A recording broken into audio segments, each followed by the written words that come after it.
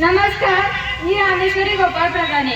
दरवर्षीप्रमाणे आमचं या वर्षीचं शिबिर सुद्धा खूप छान झालं. खरं तर या वर्षीचं जरा जास्तच चांगलं झालं.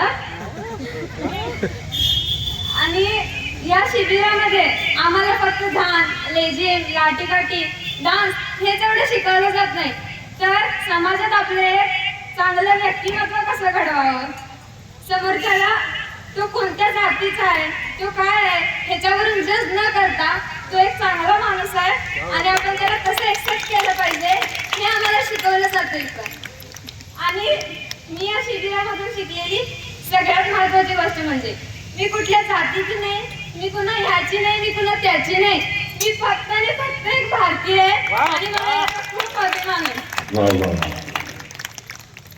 आणि माझी नदाफ सरांना खरंच मनापासून मी थँक्यू म्हणते, कारण त्यांनी आम्हाला राजसरांसारखे चांगले प्रशिक्षण आणून दिले. खरं तर ते आमच्या इथून कालच गेले, पण ते खरंच लई छान होते. ते आजच्या दिवस असायला पाहिजे होते. मी नदाफ सरांना लई लई थँक्यू देते. Thank you Nadaf sir.